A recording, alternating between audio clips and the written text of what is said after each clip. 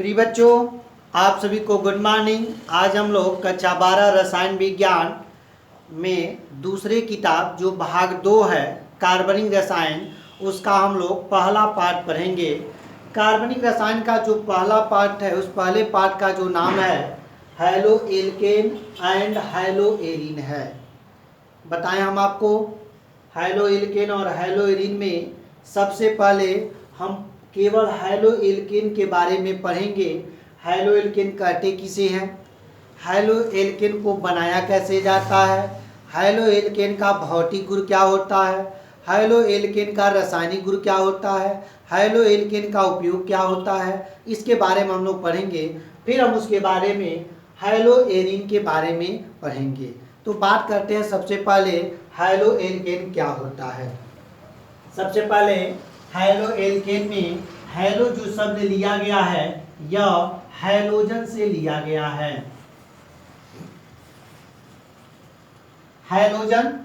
Halogen दो शब्दों से मिलकर बना है।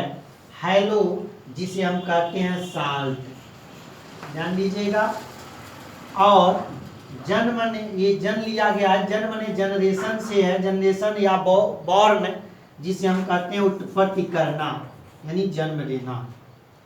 यानी हैलोजन जो लवर बनाता है उनसे लिया गया, उसका केवल हैलो शब्द लिया गया है। और एल्केन आपने पढ़ा होगा, जब कार्बन और कार्बन के बीच में सिंगल बॉन्ड आता है तब हमारा एल्केन कहलाता है। यानी एल्केन एक हाइड्रोकार्बन है, यानी वे हाइड्रोकार्बन जिनमें कार्बन और कार्बन के बीच में केवल सिंगल बॉन्ड आएगा वह एल्केन कहलाएगा। और हैलोजन से लिया गया है। हैलो दो शब्दों से मिलकर बना है। पहला हैलो साल्ट, दूसरा जनरेशन से है, बॉर्न से है, ओरिजिन से है, अकरेंस से है, जिसे बॉर्न कहते हैं। यानी जिससे नंबर मिलता है, नंबर बनता है, वो हैलोजन कहलाता है। हैलोजन को हम कैपिटल एक्स से प्रदर्शित करते हैं। ध्यान दीजिएगा, कहीं भी कैपिटल एक्स दिखाई देगा तो इसका मतलब ये हुआ वह हैलोजन को प्रदर्शित करता है। Halogen x. अब हैलोजन में तमाम आते हैं। आप पीरियाडिक टेबल के 17वें वर्ग के तत्वों के बारे में, जिसे हैलोजन परिवार के नाम से जानते हैं, आप उसमें पढ़े होंगे। फ्लोरीन होता है, क्लोरीन होता है, ब्रोमीन होता है और आयोडीन होता है। चूंकि ये सब गैस होते हैं, जो इनको हम अणु के रूप में लिखा जाता है F2Cl2 और Br2 और I2, ये सब हैलोजन कहलाते हैं। 17वें वर्ग के तत्वों को हैलोजन परिवार के नाम से जानते हैं। अब बात करते हैं एल्केन के बारे में। एल्केन में हमने बताया है, जब कार्बन सिंगल बॉन्ड में व्यवस्थित होता है, एक कार्बन के बीच में दूसरे कार्बन के बीच में सिंगल बॉन्ड पाया जाता है। हम यहाँ पर दो कार्बन हैं, कार्बन के बीच में सिंगल बॉन्ड लगाते हैं। हम जानते हैं कार्बन की वैलेंसी 4 होती है, यानी 4 हाथ याद रखिए। एक हाथ हो गया, यह हमारा दूसरा हाथ हो गया, यह हमारा तीसरा हो गया, यह हमारा चौथा हो गया। इसका भी देखेंगे तो यह इसका भी है और इसका भी यह वैलेंसी है। एक हाथ यह हो गया, 1 1 2 3 1 4 हो गया। हाइड्रोकार्बन पढ़ रहे हैं, यच लगा देंगे सब जगह। यच हो गया, यच हो गया, यच हो गया, यच हो गया, यच हो गया। हम देखते हैं यहाँ पर 2 कार्बन है। आपने पढ़ा होगा, जब C1 1 होता है तो इसे मेठ कहते हैं। जब कार्बनों की संख्या 2 होती है तो एथ कहते हैं। जब 3 होता है तो प्रोप कहलाता है, 4 होता है तो ब्यूट कहलाता है, 5 होता है तो पेंट कहलाता है, और 6 होता है तो हेक्स कहलाता है, 7 होता है तो हेप्ट या सेप्ट, सितंबर वाला सेप्ट कह सकते हैं। उसी तरह से 8 होगा तो अक्टूबर वाला 8, 9 होगा तो नवंबर वाला कहलाएगा 9, और 10 होगा तो दिसंबर वाला डेक कहलाता है। ध्यान दीजिएगा, जितने कार्बन रहेंगे उसी के नाम से जानते हैं। हमारे पास यहाँ 2 कार्बन है, यहाँ पे देखेंगे 2, यहाँ 8 है, तो हम यहाँ पे लिखते हैं 8 है, 8 लिख देंगे ETH8।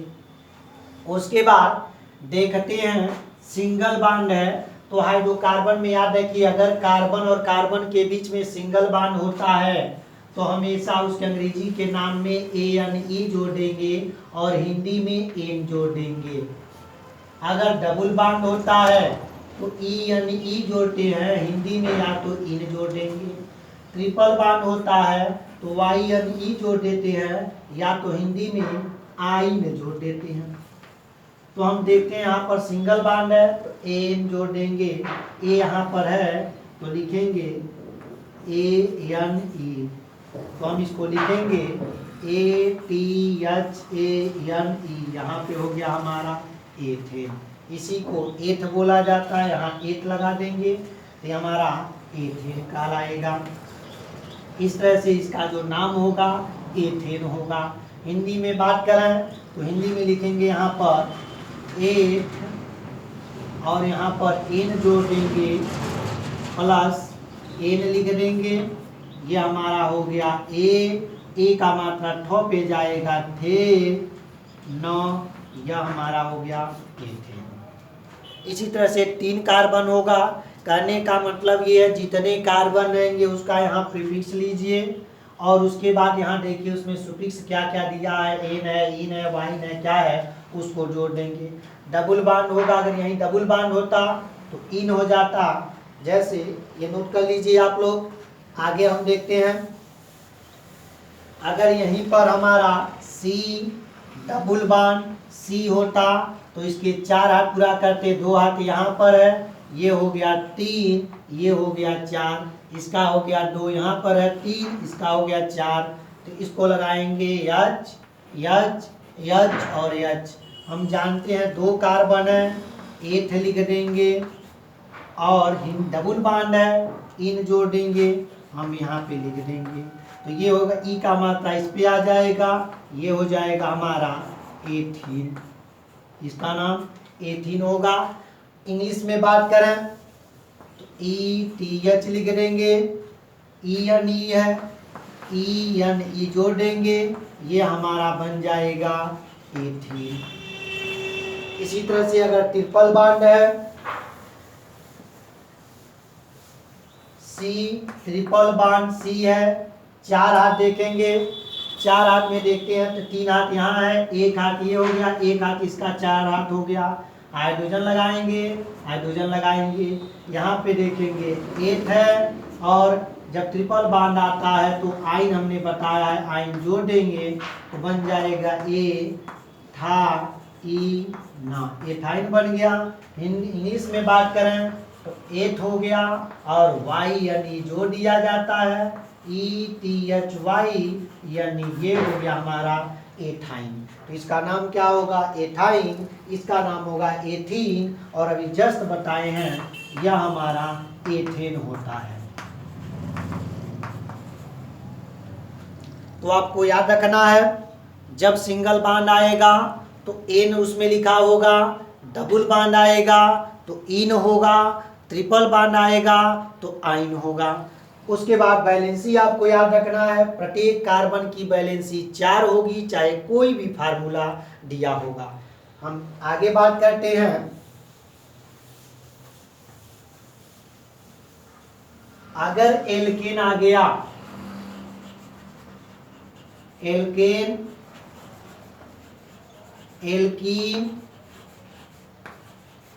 एल्काइन, इसके हिंदी में बोले हैं एन रहता है,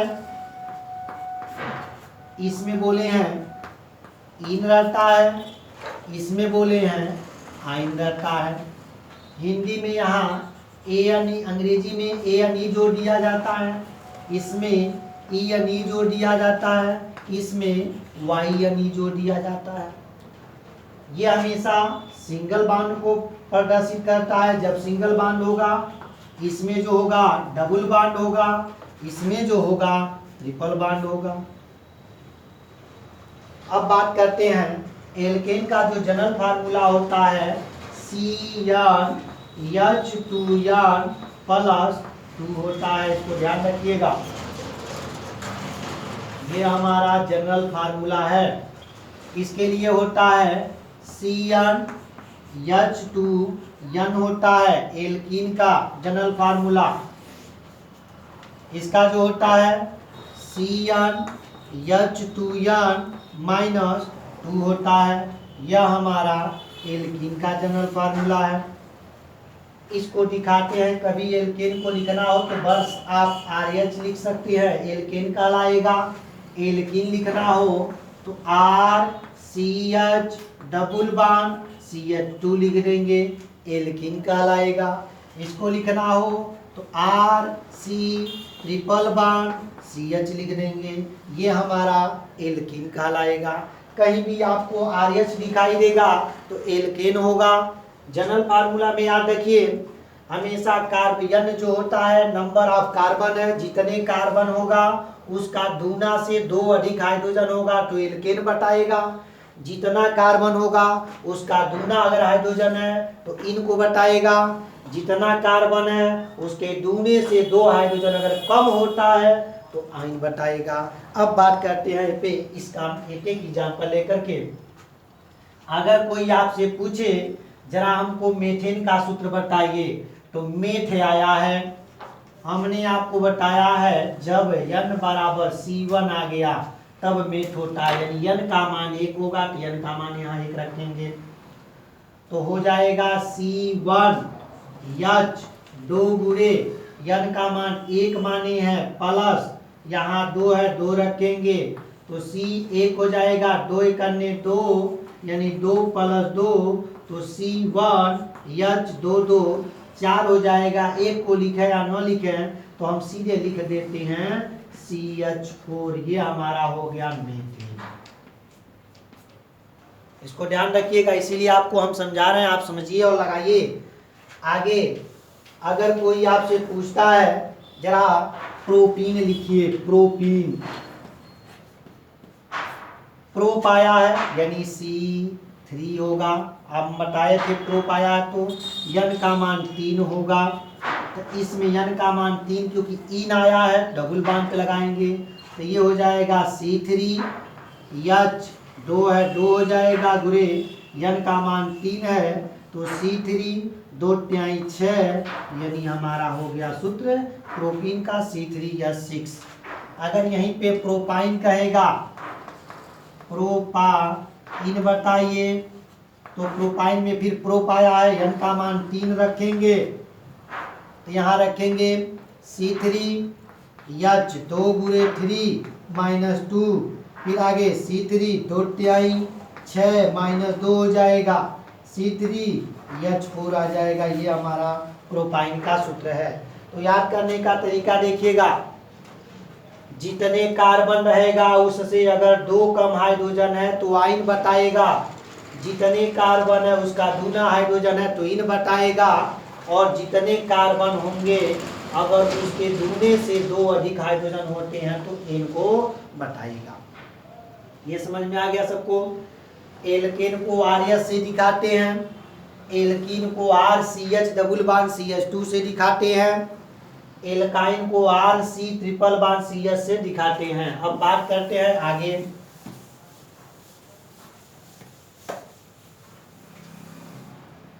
इसको हटाते हैं, केवल हम लोग पहले अभी हेलो एल्केन पढ़ेंगे फिर हम लोग हेलो एरिन पढ़ेंगे।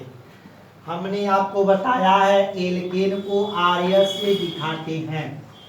अगर कोई एल्केन होगा, अगर उस एल्केन का हाइड्रोजन से क्रिया कराएंगे, हाइड्रोजन को हमने बताया है X से दिखाते हैं, चूंकि गैस होता है तो अणु के रूप में लिखाया जाता है इसलिए X2 लिखा गया है। उसके बाद अगर किसी एल्केन का हाइड्रोजन परमाणु हाइड्रोजन द्वारा विस्थापित होता है, समझिएगा बात को, एल्केन का हाइड्रोजन परमाणु हाइड्रोजन द्वारा विस्थापित होता है तो यह कहलाएगा, जो यौगिक बनेगा हाइलो एल्केन कहलाता है। R है, हमने R लिख दिया, एक हाइड्रोजन हट जाएगा तो एक हाइड्रोजन वहां चला जाएगा, तो लिख देंगे हम RX प्लस H यहाँ से निकला है H लिख देंगे, 2x था, एक x यहाँ आ गया, x बन गया। यह हमारा कहलाता है, जो यौगिक बनेगा वह यौगिक कहलाता है हैलो एल्केन। यही कहलाता है हैलो एल्केन। समझिएगा, किसी एल्केन का हाइड्रोजन परमाणु किसी हैलोजन द्वारा परस्पर स्थापित होने पर जो यौगिक बनता है वह यौगिक एल्किल हैलाइड या हैलो एल्केन कहलाता है। इसी को कहते हैं एल्किल हैलाइड, एल्किल हैलाइड कहलाता है। अब बात एक बार और समझिएगा, अगर किसी एल्केन का हाइड्रोजन परमाणु किसी हैलोजन द्वारा विस्थापित होता है तो जो यौगिक बनेगा वह यौगिक एल्किल हैलाइड कहलाएगा या हैलो एल्केन कहलाएगा। इसी को एग्जाम्पल के माध्यम से समझते हैं। सबसे पहले बात करते हैं एल्किल क्या होता है, आर क्या है। आर को हम लोग एल्किल कहते हैं, ध्यान दीजिएगा, एल्किल कहते हैं।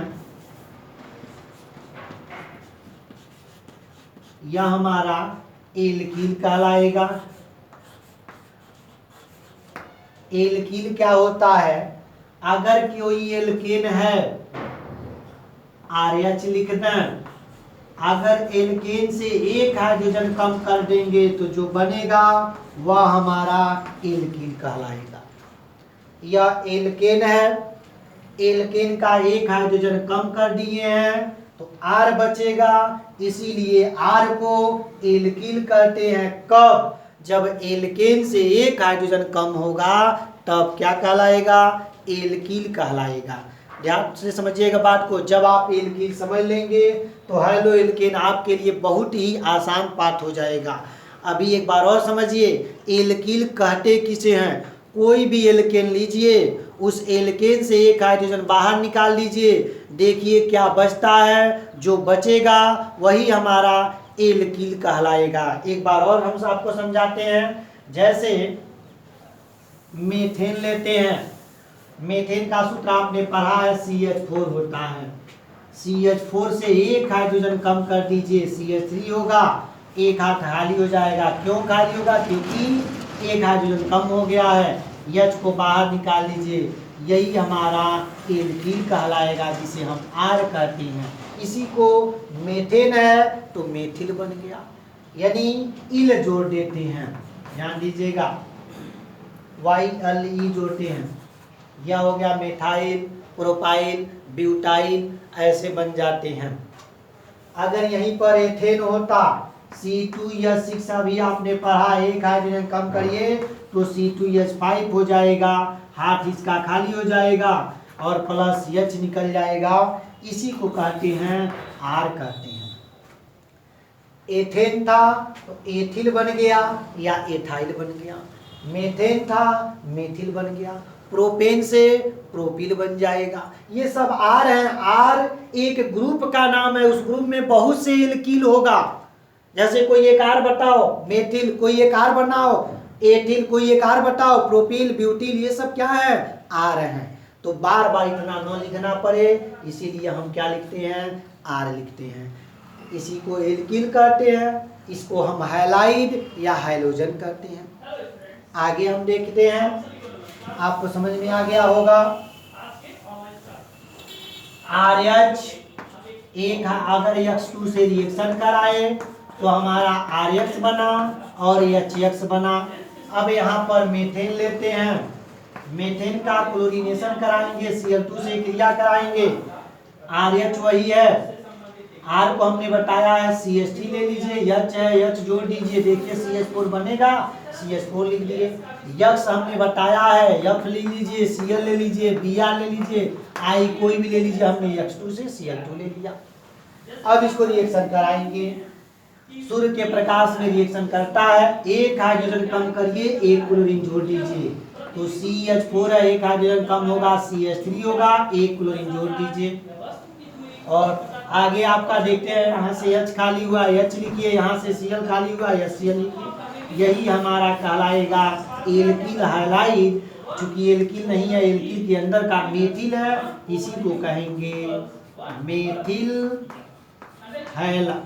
हैलाइड। यहाँ क्लोराइड होगा, ध्यान दीजिएगा, मेथिल क्लोराइड होगा। इसका आईपीएसी नाम सबसे पहले हम इसका नाम रखेंगे तो क्लोरो बोला जाएगा। यहाँ हो जाएगा क्लोरो, ये हो जाएगा मेथेन, इसका नाम होगा क्लोरोमेथेन।